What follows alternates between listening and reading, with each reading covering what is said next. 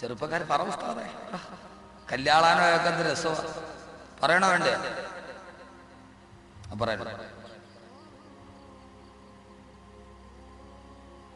ചെറുപ്പക്കാര് തലയാട്ടണം, കെട്ടിയവരും ഉണ്ടായിരിക്കും, പറഞ്ഞിട്ടും കാര്യമില്ല, ഇനി കെട്ടാൻ പറ്റൂലല്ലോ. ഇങ്ങനെ കല്യാണം കഴിച്ചാൽ എന്ത് കിട്ടും? ഞാൻ നിങ്ങളോട് പറഞ്ഞല്ലോ, നല്ല കല്യാണമാണെങ്കിൽ അതിൽ ഖൈറ് കിട്ടും. ഒരു മനുഷ്യൻ നല്ല കല്യാണം നടത്തി, ഒരു ചെറുപ്പക്കാരൻ, അയാൾക്ക് കിട്ടിയ ഖൈർ എന്താണെന്നറിയോ? ഖുർആൻ. മൂസാ നബി അലൈഹിസ്സലാത്തു വസ്സലാം ഈജിപ്തിൽ വെച്ച് ഒറ്റയടിക്ക് ഒരാളെ കൊന്നു. മൂസാ നബി ഒരാൾക്ക് ഒരൊറ്റ അടി കൊടുത്തു, മരിച്ചു. ഒറ്റയടിക്ക് ഒരാളെ കൊന്നത് ഒന്ന് മൂസാ നബി, മറ്റൊന്ന് നവജ്യോത് സിംഗ് സിദ്ധു. ഒരു ക്രിക്കറ്റർ ഉണ്ടല്ലോ പണ്ടത്തെ, അയാൾ ഒറ്റ അടി കൊടുത്തൊരുത്തുണ്ടാവും, ചത്തുപോയി. അപ്പൊ മൂസാ നബി ഒരടിക്ക് ഒരാളെ കൊന്നു. ചുരുക്കി ഞാൻ പറയാം, മനസ്സിലായല്ലോ. അങ്ങനെ സൂറത്തുൽ ഖസസ്. നിങ്ങൾ പറയില്ല, ഈ ഉസ്താദ് എന്തിനാ ഇങ്ങനെ കല്യാണം നടത്തണം, ഓഡിറ്റോറിയത്തിൽ നടത്തരുത്, സ്ത്രീധനം മേടിച്ചിട്ട് മഹ്റ് കൊടുക്കരുത് എന്നൊക്കെ പറയണ എന്തിനാ? ജീവിതത്തിൽ കുടുംബത്തിൽ ഖൈറുണ്ടാവില്ല. അള്ളാഹു തൗഫീഖ് നൽകട്ടെ മനസ്സിലാക്കാൻ. എന്റെ സഹോദര, സ്നേഹമില്ലാത്ത കുടുംബത്തിൽ അള്ളാഹ് നോക്കൂല. നോക്കുവോ? ഒരൊറ്റ ഹദീസ് പറഞ്ഞു തരട്ടെ. അള്ളാഹുവിന്റെ പ്രവാചകൻ പറഞ്ഞു, ആരെങ്കിലും ഒരു ഭർത്താവ് തന്റെ ഭാര്യയുടെ മുഖത്തേക്ക് സന്തോഷത്തോടെ നോക്കി, അള്ളാഹു നോക്കാൻ തൗഫീഖ് നൽകട്ടെ. കേക്ക് സഹോദരങ്ങളെ, ഇത് ഖുർആനാണ്, റസൂലുള്ള പറഞ്ഞതാണ്. ഒരു ഭർത്താവ് അവളുടെ ഭാര്യയുടെ മുഖത്തേക്ക് സന്തോഷത്തോടെ നോക്കി, തന്റെ ഭർത്താവ് തന്റെ മുഖത്തേക്ക് സന്തോഷത്തോടെ നോക്കുന്നത് കണ്ടപ്പോ ഭാര്യ തിരിച്ചിട്ട് ഭർത്താവിന്റെ മുഖത്തേക്ക് സന്തോഷത്തോടെ നോക്കി. ഭാര്യ നോക്കിയപ്പോൾ മാപ്പിളവന്റെ മുഖത്തേക്ക് ചിരിയോടെ നോക്കുകയാണ്. ആ സമയത്ത് ആ ഭാര്യ അവന്റെ മുഖത്തേക്ക് തിരിച്ചൊന്ന് സന്തോഷത്തോടെ നോക്കിയാൽ, ഒരേ സമയത്ത് ഒരു ഭാര്യയും ഭർത്താവും സന്തോഷത്തോടെ മുഖാമുഖം നോക്കിയിരുന്നാൽ നളറല്ലാഹു ഇലൈഹിമാ, സമയത്ത് ആകാശത്തിരിക്കുന്ന അല്ലാഹ് അവിടെ രണ്ടുപേരുടെയും നേരെ കാരുണ്യത്തിന്റെ നോട്ടമയക്കുമെന്ന് റൂഹി ഫിദാ നബി മുഹമ്മദ് മുസ്തഫ. സന്തുഷ്ട കുടുംബത്തിലെ അല്ലാഹ് നോക്കൂ. ഇത് മാത്രം മതി. അല്ലാഹു ഈ നോട്ടം നൽകട്ടെ, അല്ലാഹു ഈ നോട്ടം നൽകട്ടെ. എന്താ മുസ്ലിയാരെ ചിരിക്കണേ? ഇത് അള്ളാന്റെ റസൂൽ പറഞ്ഞിട്ട് ഇങ്ങനെ ഒരു കുടുംബം ഉണ്ടാവണം. ഭാര്യ ഭർത്താവ് ഭാര്യയുടെ മുഖത്ത് നോക്കുന്ന. അങ്ങനെ ഭാര്യ ഇരുന്നിട്ട് ചായയോ അല്ലെങ്കിൽ കറിയൊക്കെ ഉണ്ടാക്കുകയാണ്, അല്ലെങ്കിൽ ഭക്ഷണം ഉണ്ടാക്കുകയാണ്. ഈ ഭക്ഷണം ഉണ്ടാക്കുമ്പോൾ നമ്മളിപ്പോ ആ സംസ്കാരമില്ല. വൈകുന്നേരം വിളിക്കും, എനിക്ക് തലവേദന, വൈകുന്നേരം വരുമ്പോഴേ ആ ഹോട്ടലിൽ നിന്ന് ഒരു ഇച്ചിരി പൊതി മേടിച്ചോണ്ട് വന്നു. ഓ ചക്കര ഞാൻ മേടിച്ചോണ്ട് വന്നു, നിനക്ക് പറ്റുകയല്ല, നീ കിടന്നോളി. ഭാര്യയുടെ ആഗ്രഹം എന്താ? പടച്ചവനെ, ശരി, ഏതായാലും ഇന്ന് ഐഡിയ സ്റ്റാർ സിംഗർ കാണാം. അവളുടെ ആഗ്രഹം അതാണ്. അപ്പൊ പൊതി മേടിച്ചോണ്ട് കൊടുക്കും നമ്മള്. യഥാർത്ഥത്തിൽ സഹോദരങ്ങളെ, എന്റെ പ്രിയപ്പെട്ട സഹോദരിമാർ, എന്നോട് പൊറുക്കണം, വിഷമൊന്നും ഉണ്ടാവരുത്. ഈ പൊതി മേടിച്ചുകൊണ്ട് കൊടുത്ത് തീറ്റിക്കണം, അവസാനിക്കണം. കാരണം ഭാര്യയ്ക്ക് സ്നേഹം ഉണ്ടാവില്ല. നിങ്ങൾ പൊതി മേടിച്ചോണ്ട് കൊടുക്കണ ഭാര്യയ്ക്ക് സ്നേഹം ഉണ്ടാവാനാണെങ്കിൽ ഈ പാഴ്സൽ മേടിച്ചോണ്ട് കൊടുത്ത ഭാര്യയ്ക്ക് സ്നേഹം ഉണ്ടാവില്ല. കാരണം എന്താണെന്നറിയോ? ഒരു ഭാര്യ തന്റെ ഭർത്താവ് വെളിയിൽ പോയിരിക്കുന്നു, വൈകുന്നേരം വരും, അവന് ഇഷ്ടമുള്ള വിഭവം അവൾ ഉണ്ടാക്കാം. എന്റെ ഭർത്താവിന് ചപ്പാത്തിയാണ് ഇഷ്ടം, ചോറല്ല. അപ്പൊ ഭർത്താവിന് വേണ്ടി മാവെടുത്തിട്ട് അതിനകത്ത് കുഴച്ചോണ്ടിരിക്കുമ്പോ അവളുടെ മനസ്സ് മുഴുവൻ എന്താ? എന്റെ ഇക്കാക്ക് ചപ്പാത്തിയാണ് ഇഷ്ടം. അങ്ങനെ ഈ വെള്ളം ഒഴിക്കുമ്പോൾ ചിന്ത എന്താ? ഇക്കാക്ക് നല്ല മയമുള്ള ചപ്പാത്തിയാണ് ഇഷ്ടം, അതുകൊണ്ട് വെള്ളം കുറച്ച് ഒഴിക്കാവൂ. അങ്ങനെ ചപ്പാത്തി ഉണ്ടാക്കിയിട്ട് കറി ഉണ്ടാക്കുമ്പോൾ മസാല അതിനകത്തോട്ട് മുളക് പൊടി ഇടുമ്പോഴും മനസ്സിൽ ഭർത്താവിനെ കാണും, എന്റെ ഇക്കാക്ക് എരിവൽപ്പം കൂടുന്ന ഇഷ്ടമല്ല, അപ്പൊ എരിവൊരൽപ്പം കുറയ്ക്കുമ്പോഴും ചിന്ത ആരെക്കുറിച്ചാ? മനസ്സിലാക്കിയത് ആരെക്കുറിച്ചാ? ഭർത്താവിനെ കുറിച്ചിട്ടല്ലേ?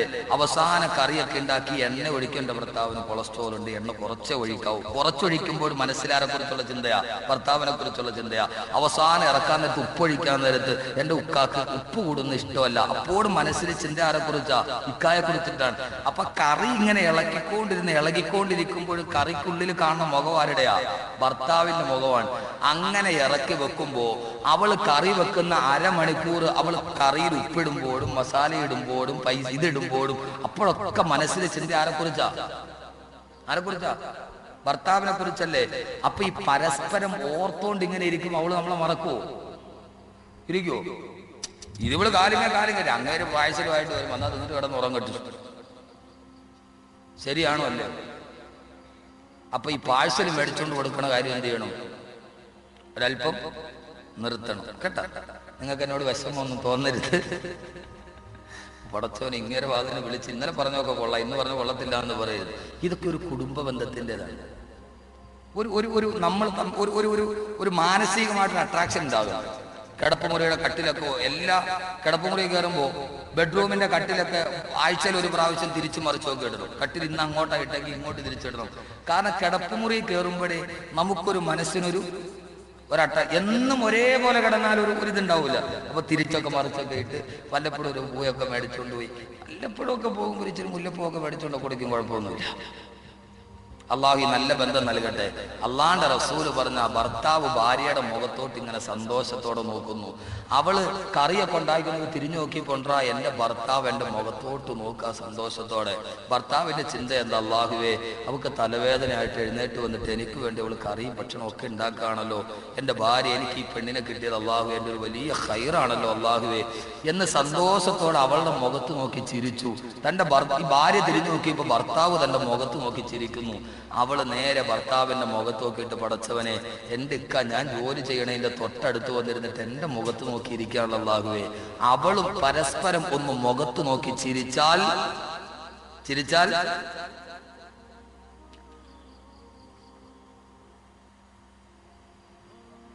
നളറല്ലാഹു ഇലൈഹിമാ,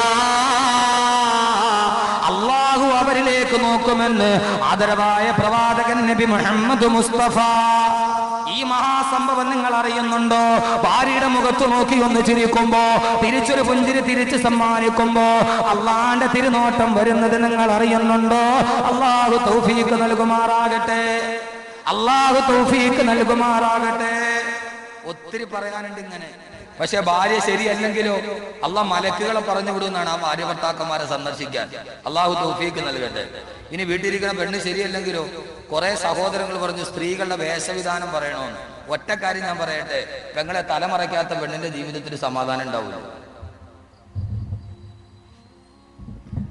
കുടുംബ ബന്ധത്തിൽ സമാധാനം ഉണ്ടാവില്ല തലമറയ്ക്കാത്ത പെണ്ണിന്റെ ജീവിതത്തിൽ. അള്ളാഹു മനസ്സിലാക്കാൻ തൗഫീഖ് നൽകട്ടെ. നമ്മുടെ വീട്ടിൽ വന്ന് സമാധാനം നമുക്ക് നൽകുന്ന ആരാ? റഹ്മത്തിന്റെ മലക്കല്ലേ. അള്ളാഹു മലക്കുകളെ പറഞ്ഞു അവര് വരുമ്പോഴല്ലേ വീട്ടിൽ സമാധാനം ഉണ്ടാകുന്നത്. ഖദീജ ബീവിക്ക് റസൂലുള്ളാഹ് ആദ്യം വന്നിട്ട് ജിബ്രീൽ എന്നെ കെട്ടിപ്പിടിച്ചു എന്ന് പറയുമ്പോൾ ഖദീജ ബീവിക്ക് വലിയ ബുദ്ധിശക്തിയുള്ള പെണ്ണാണ് ഖദീജ ബീവി. ആ ഖദീജ ബീവിക്ക് ഒരു സംശയം, ഇത് ജിബ്രീൽ തന്നെയാണോ വന്നത്, റസൂലുള്ളാഹ് പറയുന്നത് സത്യമാണോ എന്ന് അറിയാൻ ഖദീജ ബീവി ഒന്ന് പരീക്ഷിക്കാൻ തീരുമാനിച്ചു. ഒരു ദിവസം ഖദീജ ബീവി റസൂലുള്ളാഹിയോട് പറഞ്ഞു, റസൂലേ, ഖദീജ ബീവി പറഞ്ഞാൽ റസൂലിനോട് പറഞ്ഞു, റസൂലെ, എന്റെ ഇടത്തെ കാലിന്റെ തൊടയിലൊന്ന് കയറിയിരിക്കും. റസൂലുള്ളാഹി ഖദീജ ബീവിയുടെ ഇടത്തെ തൊടയിൽ കയറിയിരുന്നു, തൊടയുടെ ഭാഗത്ത് കയറിയിരുന്നു. ബഹുമാനപ്പെട്ട ഖദീജ ബീവി റസൂലുള്ളാഹിയോട് ചോദിച്ചു, ഹൽ റആഹു, ഇപ്പൊ ജിബ്രീൽ വരുന്നുണ്ടോ, ജിബ്രീലിനെ കാണുന്നുണ്ടോ? റസൂലുള്ളാഹി ജിബ്രീലിനെ കാണുന്നുണ്ടോ ഖദീജ? ബഹുമാനപ്പെട്ട ഖദീജ ബീവി പറഞ്ഞു, നബിയെ, എന്റെ വലത്തെ തൊടയുടെ ഭാഗത്തോട്ട് കയറിയിരിക്കും. റസൂലുള്ളാഹി സ്വല്ലല്ലാഹു അലൈഹി വസല്ലം ഇടത്തെ തൊടയിൽ നിന്ന് മാറി വലത്തെ തൊടയിൽ ഇരുന്നു. ഖദീജ ബീവി ചോദിച്ചു, ഇപ്പൊ അങ്ങ് ജിബ്രീലിനെ കാണുന്നുണ്ടോ? ഹൽ റആഹു, കാണുന്നുണ്ടോ? ബഹുമാനപ്പെട്ട റസൂലുള്ളാഹി പറഞ്ഞു, അതെ ഞാൻ കാണുന്നുണ്ട് ഖദീജ, ജിബ്രീൽ എന്റെ അടുക്കൽ വരുന്നുണ്ട് ഇപ്പോഴും. ബഹുമാനപ്പെട്ട ഖദീജ വലിയ ബുദ്ധിമതിയാണ്. ഖദീജ ബീവി റളിയല്ലാഹു തആല നബിയോട് പറഞ്ഞു, എന്നാൽ കയറി എന്റെ മടിത്തട്ടിലിരിക്കും. രണ്ട് കാലുകളുടെയും ഇടയിൽ ഖദീജ ബീവിയുടെ മടിത്തട്ടിലേക്ക് കയറി റസൂലുള്ളാഹി ഇരുന്നു. ഭാര്യ ഭർത്താവുമാണ്, കയറി മടിത്തട്ടിലിരുന്നു. ഖദീജ ബീവി റളിയല്ലാഹു തആല ചോദിച്ചു, റസൂലേ, ഹൽ റആഹു, ഇപ്പോ ജിബ്രീലിനെ കാണുന്നുണ്ടോ? ഖദീജ, ഞാൻ കാണുന്നുണ്ട് ഖദീജ, ഇപ്പോഴും ഞാൻ ജിബ്രീലിനെ കാണുന്നുണ്ട്. ഖദീജ ബീവി റളിയല്ലാഹു തആല അൻഹ തന്റെ തലയിൽ കിടന്ന തട്ടം ഒരൽപ്പം അങ്ങ് താഴേക്ക് മാറ്റി. എന്നിട്ട് റസൂലുള്ളാഹിയോട് ചോദിച്ചു, റസൂലേ, ഇപ്പോ ജിബ്രീലിനെ കാണുന്നുണ്ടോ? ഹൽ റആഹു, ഇപ്പോ ജിബ്രീലിനെ കാണുന്നുണ്ടോ? ഖദീജ, ജിബ്രീൽ പോയി, കാണുന്നില്ല. ഖദീജ ബീവി നബിയെ സദഖ്ത, അങ്ങ് പറഞ്ഞത് സത്യമാണ്. അർത്ഥം എന്താ? പറയും സഹോദരങ്ങളെ, ഇത് ചുമ്മാ ഭാഗമല്ല, പറയും. തല തറയ്ക്കാത്ത പെണ്ണിന്റെ വീട്ടില്, പെണ്ണിരിക്കുന്ന വീട്ടില് മലക്ക് വരില്ല. മലക്ക് വന്നില്ലെങ്കിൽ പിന്നെ സമാധാനമുണ്ടോ? ആ ആദ്യത്തെ ദിവസം ഞാൻ ഖുർആനിലെ വീട് പറഞ്ഞപ്പോൾ ഒരായത്ത് പറഞ്ഞില്ല, വല്ലദീന തബവ്വഉദ്ദാർ. ആ വീട് ഖുർആനിലെ വീടായി മാറിയത് മലക്ക് വന്നപ്പോഴല്ലേ? അള്ളാന്റെ ഖുർആൻ പറയും, അള്ളാന്റെ റസൂല് പറഞ്ഞു, തലമറക്കാത്ത പെണ്ണിന്റെ വീട്ടിൽ ജിബ്രീൽ വരില്ല. ഖദീജ ബീവിയുടെ തട്ട വന്ന് മാറിയപ്പോ ജിബ്രീൽ ആകാശത്തേക്ക് പറന്നു കയറിയെങ്കിൽ തലമറ